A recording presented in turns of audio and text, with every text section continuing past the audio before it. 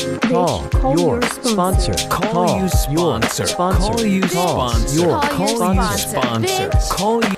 Bitch, call your sponsor. Call your sponsor. So she called or texted 20 minutes later and said, I will from now on follow up 48 hours beforehand and confirm.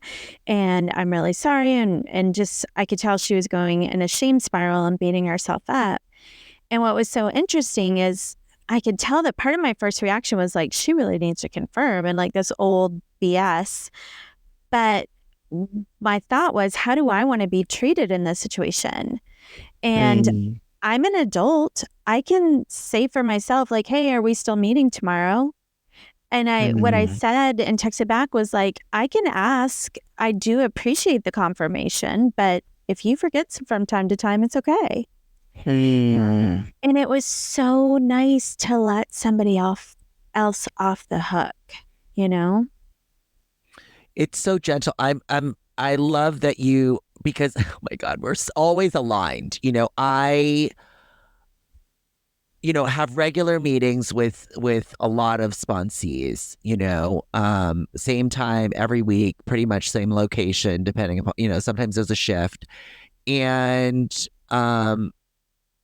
it crossed my mind this week, should I have some of them confirm with me in advance? And then it's like, oh no, I can actually confirm too, which, I guess for me, it's I lean to go rigid all the time, like, no, they need to, versus like, no, there's a fluidity and there's a balance with it, Right. There's an equanimity. Like I do not want to every single Friday night go, are we meeting tomorrow at 8 a.m.? Am I capable of that? Yes, but I don't like doing it. So I'm going to ask for what I need, which is I would prefer that you confirm with me the night before. And if you do that 8 out of 10 times and I have to ask 2 times, no big deal. We're good.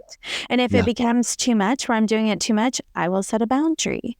Like it's so nice for me to be in charge of my peace of mind and not hand it over to other people to hope that they can get on the same page and read my mind or all of that. Do you ever hope that they cancel? Oh, yeah. Especially on a Saturday morning at 8 a.m. Are you kidding me? I'm like, no worries, honey. Like, no big deal. Yeah. I would say 90% of the time, I hope everyone cancels everything. But the good news is when they don't and I show up, that I'm like, oh, that was such a cool experience. Kind of like you were talking about. I think it was right around New Year's where you were going to go out with someone and you were like, okay, if they follow up, I will go, but I really don't want to. And then you went and you were like, wow, that was so cool. Oh, I do remember that exact occurrence. Thank you for reminding me about that. Yeah. Yeah. I guess if it were up to me, I'd cancel everything. 100%. I mean, I'm an extrovert. And when COVID happened, I was like, hey, you like loners, make sure you check in on your extroverts because we're just really having a hard time out here not being with people, energy. And what I realized from that is that I had been out there 24/7 trying to escape being with me. And part of my bottom and getting to ACA was because of COVID, because it was like there was no way to run around 24/7 with 20-something years sober and try and be outside of myself all day long to only go to sleep. And that was the only time to be with myself. I had to make friends with Misty. So I have a question. This came up I've been listening to a lot of books and whatnot. What is, okay, so someone recently said, Simon Sinek, said that one of his rules is that he doesn't, with his friends group, is that we don't cry alone. And it's something that that's been playing around in the back of my brain. I don't know the last time I don't think I've ever in my life called a friend and said, I need to cry. Do you mind holding my hand or just being there? Wow. That's really interesting. Was that the 8-minute one? Which 8-minute one? I sent you a video on TikTok. Oh, I didn't see that TikTok. Yeah, Quacker. Wait, is it Simon Sinek? I think so. And it was about 8 minutes that anybody has 8 minutes for each other. And it was kind of along the same line of like 8 minutes of being there for another person. And so I think with him and his friend, it got to be a thing where he's like, hey, do you have 8 minutes? And she was like, yes, I have the 8 minutes. And then we could all make 8 minutes for our friends. But it goes along the same line that you're talking about. And of course, here we're opposites, where I don't think I've ever cried alone. But it hasn't been what you're talking about, right? Like it's a situation comes up that's disturbing. I'm scared and freaked out, and I call someone and go, oh my God, this is going to happen. And I'm freaked out and want them to talk me off the ledge. So I'm still not doing what you're talking about with it, which is this adult thing of, hey, do you have 8 minutes that I need to cry and feel, and can you be there with me?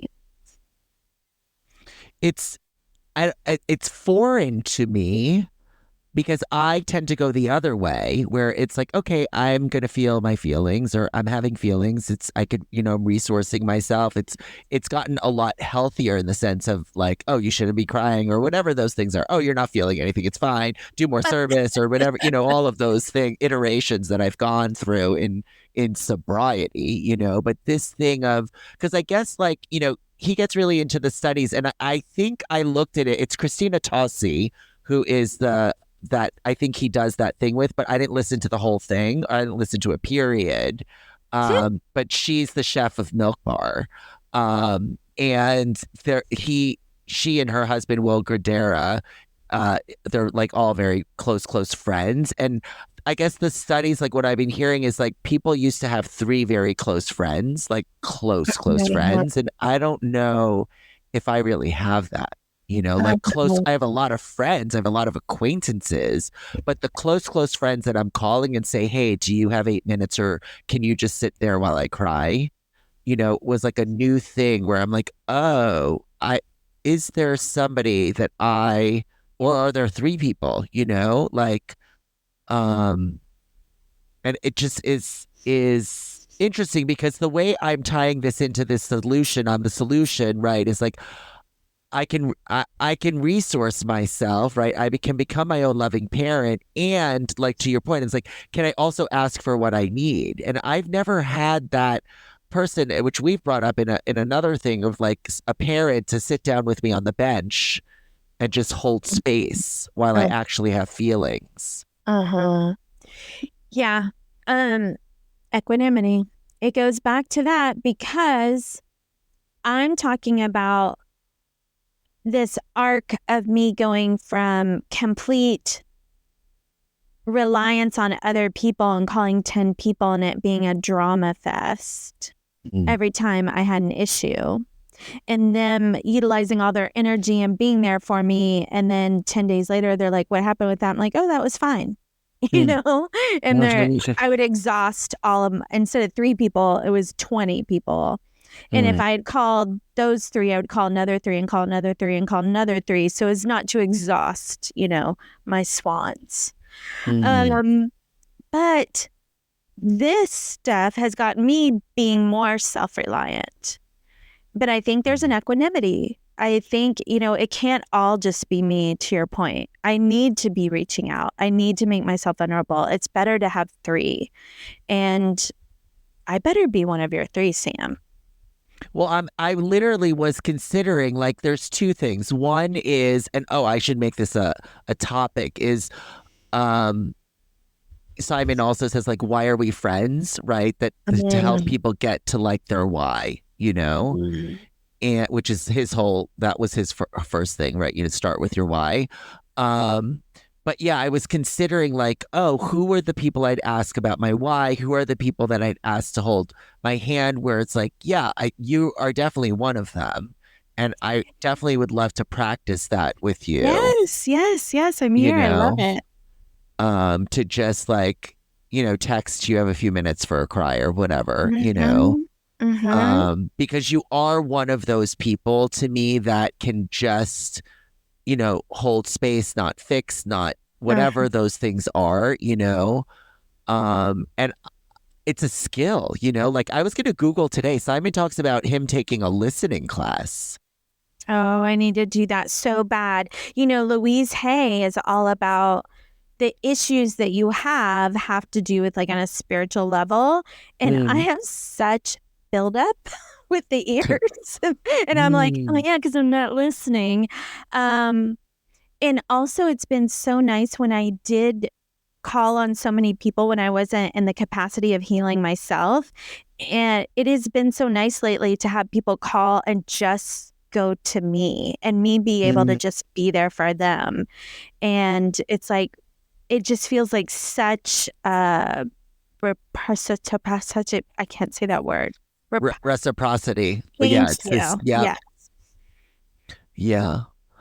I almost want Simon to be our first. He says so much stuff that is just like filling my brain right now. Anyway, I'm not listening to him enough, but I do think, okay, we're at 22 minutes. Okay. We got 3 more of Art Taylor, and it's me. I'm the solution. It's me. And another part of that, I think, okay, so I had this great sponsor early on, and she said she sits in a dentist chair in a very lovely office after coming from, the poor neighborhoods of Philadelphia, and had built up her business, and she was living in Dallas and had an amazing husband, amazing house. And she said that she would go to the dentist and she would sit in the dentist chair in this lovely office in Highland Park, Dallas, and say, I am sitting here for every woman who will never be able to sit in a chair and have this experience. Because you know how awful the dentist can be, right? But she pivoted, she reframed it. And part of that, it's me, I'm the solution is me, is that every time I'm lifting my vibration and my thoughts and doing the higher calling, I'm helping everyone. When I'm waving to the trees and saying hi and singing in my car instead of honking my horn, on some level, I'm either lifting me and the rest of the world up, or I'm honking and yelling and I'm bringing it down, me and them.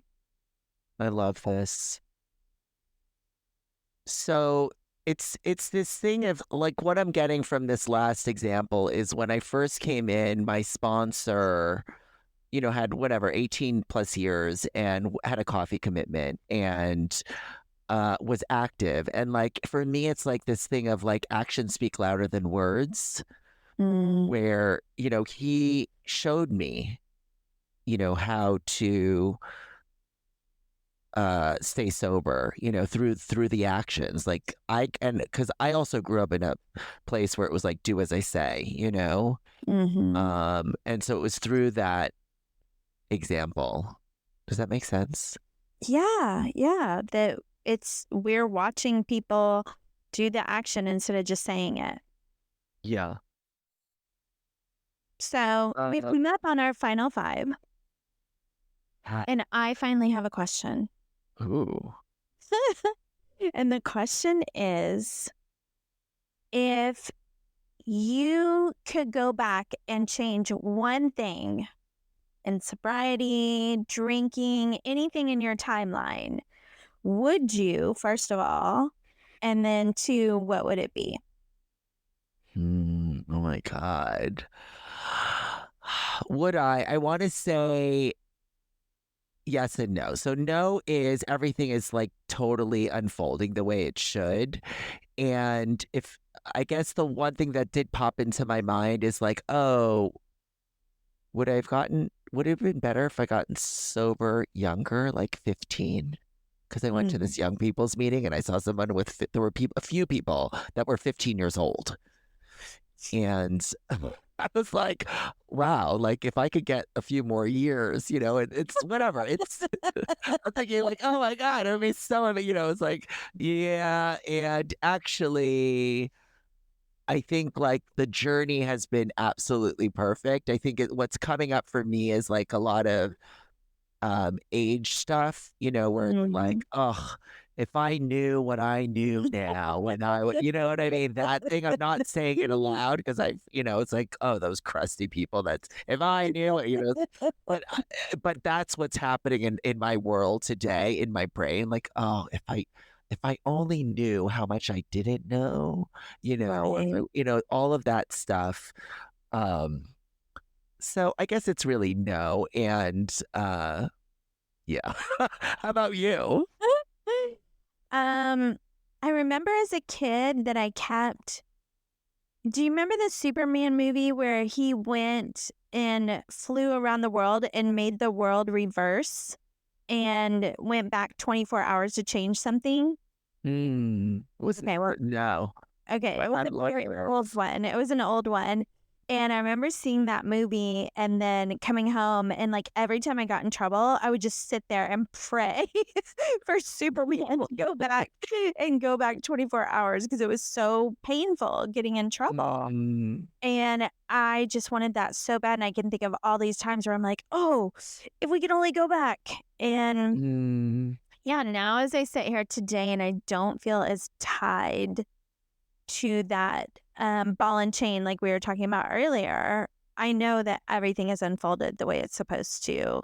And if I start thinking of one thing I would go back and change, I would start thinking of 300, like one thing is, yeah, yeah. So I'm super thrilled where I'm at, where we're at, that we have, I feel like, I think this is going to be like our 100th episode. I think we have grown our friendship. What do you think, Sam? I think we have, and I think that there's ever opportunities for expansion. I'm just loving this like cry thing. Thank you, Simon. Me too. Give me some 8 minutes, 8-minute mile. Okay. All right. Thank y'all so much. And everyone have a good whatever day I release this on. And bitch, go call your sponsor. Call your sponsor. Call you Call sponsor. your Call you sponsor. sponsor. Call your sponsor. Call your sponsor. Send us an email with comments, questions, or concerns bcysponsor@gmail.com. Don't forget to rate 5 stars.